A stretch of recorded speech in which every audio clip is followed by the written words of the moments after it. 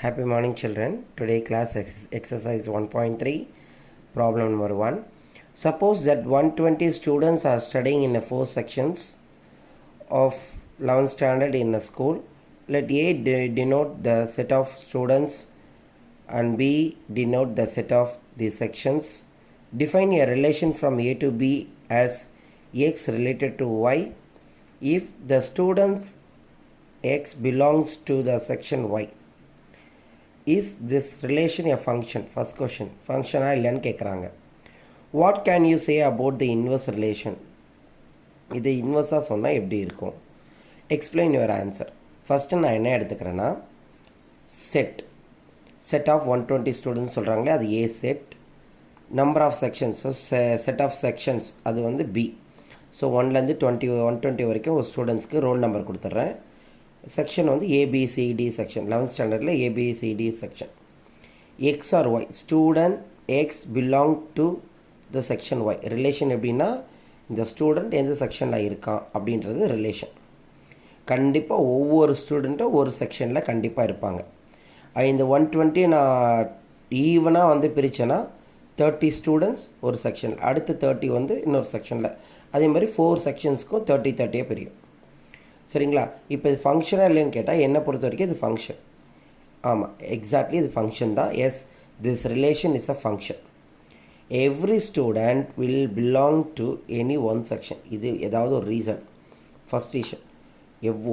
ஏதாவது ஒரு ஸ்டூடெண்ட் கண்டிப்பாக ஏதாவது செக்ஷனில் இருப்பான். All the elements of A, இது வந்து நம்ம ஆரோ டயக்ராம் யூஸ் பண்ணுற மாதிரி. All the elements of A have unique image. So அப்போ அது ஃபங்க்ஷன் தானே. ஸோ அந்த ரீசன் நீங்கள் பிடிச்சிருந்தால் இந்த ரீசன் கூட நீங்கள் எழுதலாம், இல்லை இந்த ரீசன் எழுதுறதான்னு பாருங்கள். a student will not belong to more than one section. கரெக்டாக?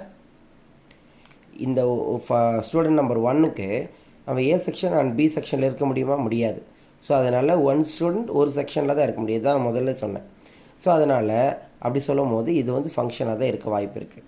So yes, this relation is a function. Second question, what can you say about the inverse relation? Inverse ரிலேஷன்னா என்னது?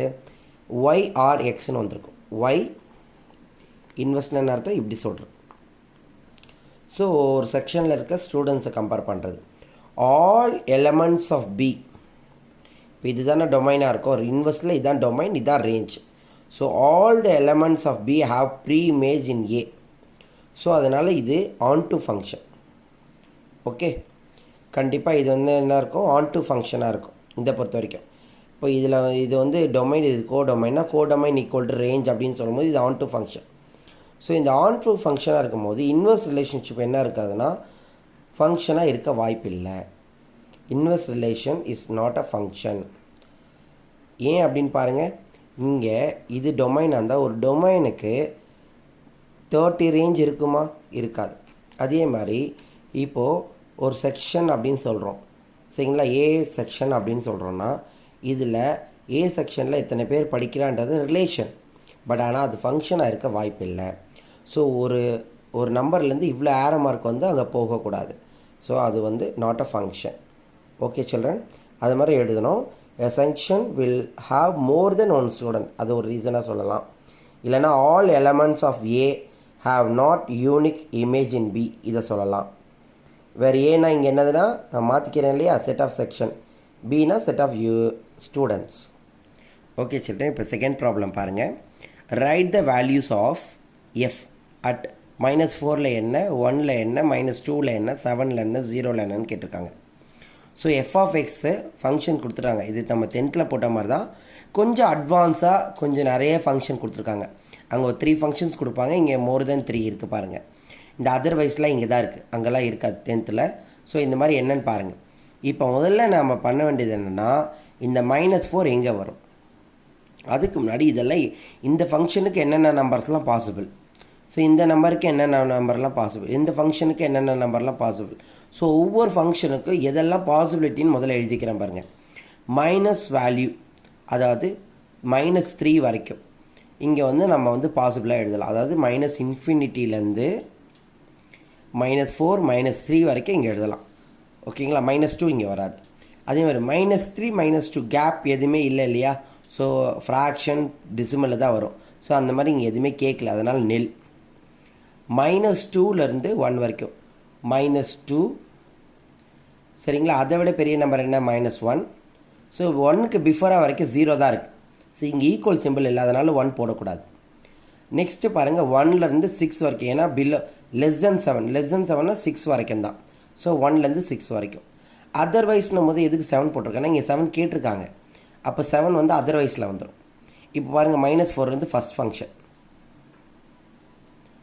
1 வந்து எங்கே இருக்குது? ஃபோர்த்து ஃபங்க்ஷனில் வருது. -2 தேர்ட் ஃபங்க்ஷனில் வருது. 7 அதர்வைஸில் வந்துருச்சா? ஸோ 0. அதே மாதிரி இங்கே 2. ஸோ டோட்டலாக 5 சர்க்கிள் பண்ணுறேன்னா, ஸோ 5 வேல்யூஸ் கண்டுபிடிக்க போகிறேன். ஃபஸ்ட்டு f ஆஃப் -4 கண்டுபிடிக்கிறேன். ஃபங்க்ஷன் என்ன? -x + 4. இந்த x இருக்க இடத்துல இந்த -4 புட் பண்ணணும். ஸோ -4 + 4. ஸோ 4 + 4 = 8. அது மாதிரி f ஆஃப் 1 எங்கே இருக்குது? இந்த ஃபோர்த் ஃபங்க்ஷன். ஸோ இங்கே ரெண்டுத்துலேயும் 1 கொடுக்கணும். ஸோ 1 - 1, ஏன்னா 1 ஸ்கொயர் பண்ணாலும் 1 தான். ஸோ 1 - 1 0. f ஆஃப் -2 எங்கே? இது இருக்குது பாருங்கள்.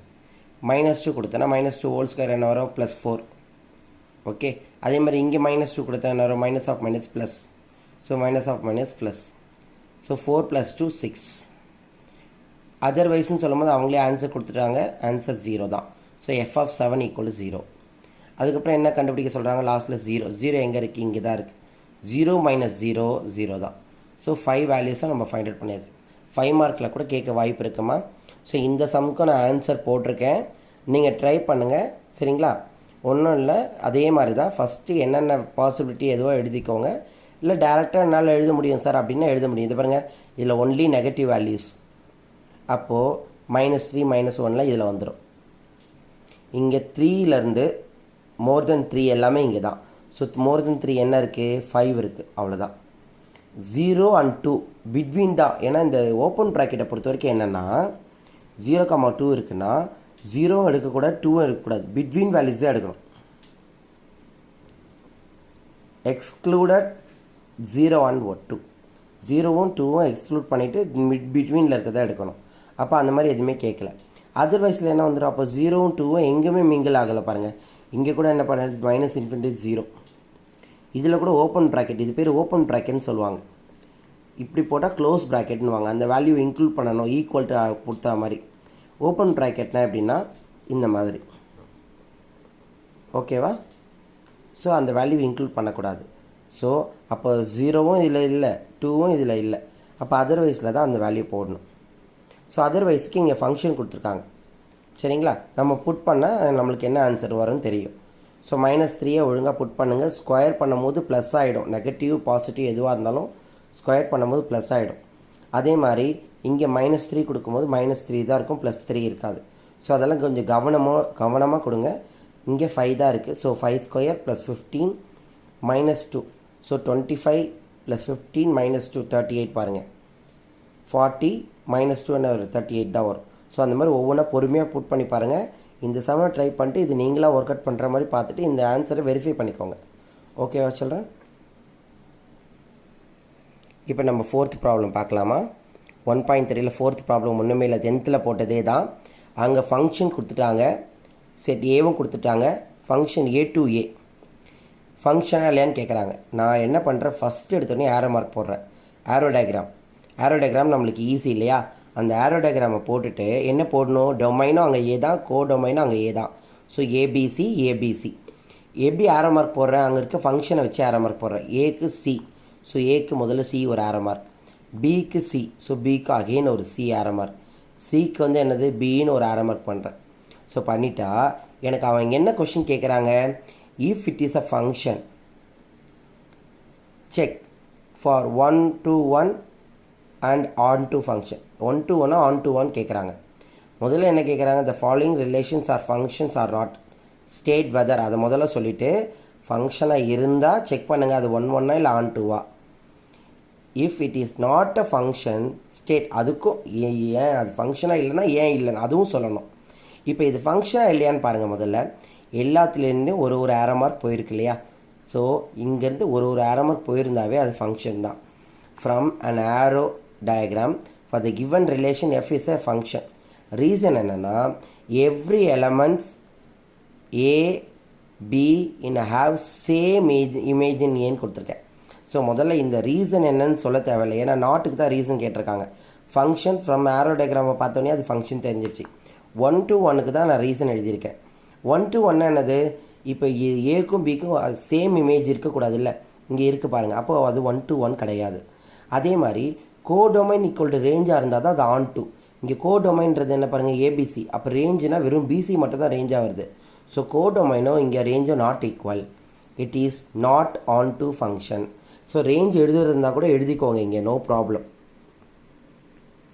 ரேஞ்ச் எழுதுறதுனா எழுதிக்கோங்க, ரீசன் தேவைன்னா எழுதிக்கோங்க. ஸோ எழுதிட்டேன்னா it is not onto function சொல்லியாச்சுன்னா, அப்போ இது என்ன function, it is neither 1 to 1 function nor onto function. சரிங்களா? இது அதே மாதிரி செகண்ட் ப்ராப்ளம் கொடுத்துருக்காங்க, நான் உங்களுக்கு ஆன்சர் காட்டுறேன்.